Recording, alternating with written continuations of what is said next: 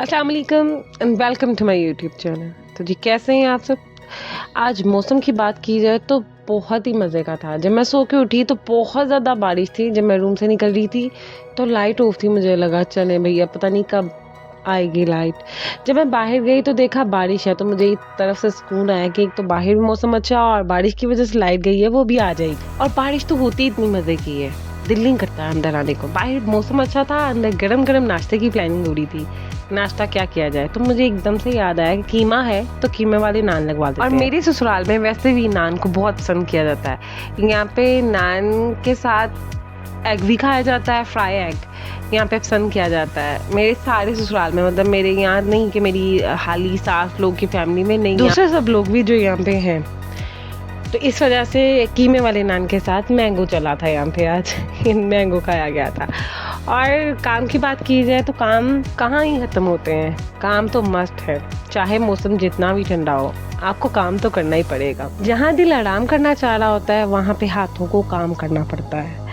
और काम छोटा हो या बड़ा हो, अगर दिल से किया जाए तो इबादत कहलाता है। तो यही सोच के काम शुरू किया जाता है, यही सोच के काम करना शुरू कर देती हूँ। और वैसे भी औरत का काम है घर को संवारना।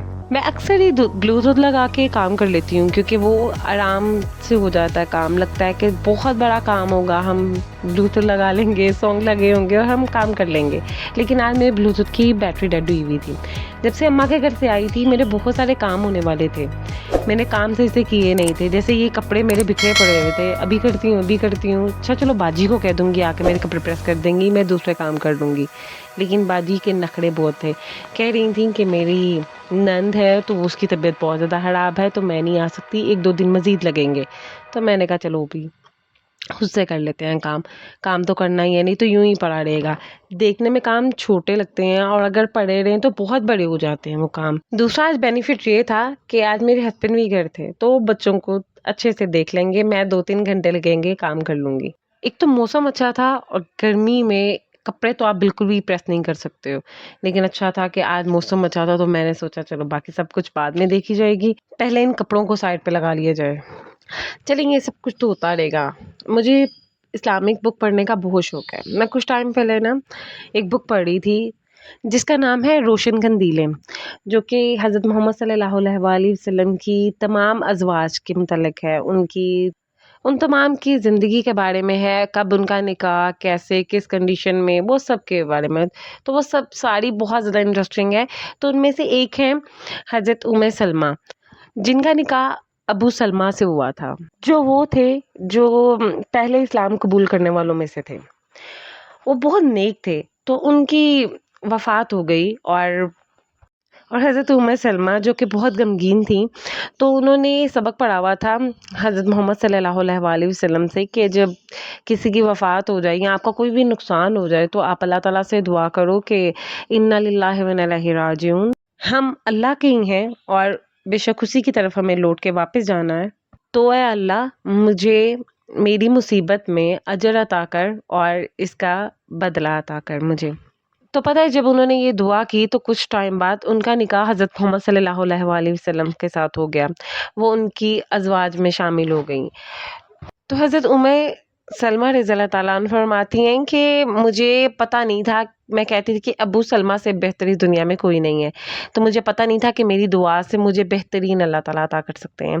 उन्होंने मुझे हज़रत मोहम्मद सल्लल्लाहु अलैहि वसल्लम की, जिनकी मिसाल ही कोई नहीं है, मुझे उनके साथ निकाह में पसंद किया।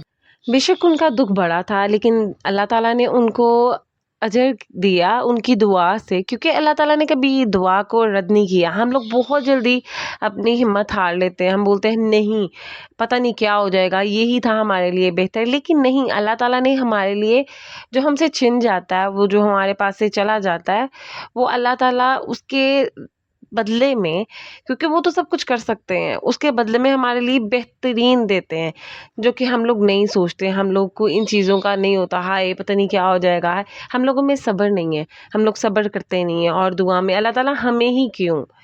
तो ये बात हम लोगों को सोचनी चाहिए और बाकायदा इस पे अमल भी करना चाहिए। और आप में से किस किस को शौक है इस्लामिक बुक्स पढ़ने का, इन वाकयात में इंटरेस्ट रखने का, किस किस को शौक है बताइएगा ज़रूर।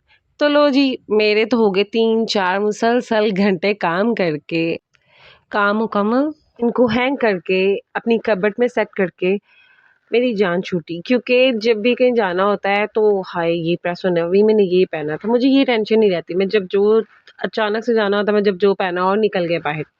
ان سب کے بعد میں اتنا زیادہ تھک گئی تھی کیونکہ آج بنا کچھ نہیں تھا اور بھوک شدت کی لگی تھی، تو پیزا آرڈر کیا۔ آج ہمارا ڈنر یہی تھا، یہ تھا آج کا میرا صبح مزے کا اور شام تھکا دینے والا دن۔ چلیں پھر ملتے ہیں انشاءاللہ، اللہ حافظ۔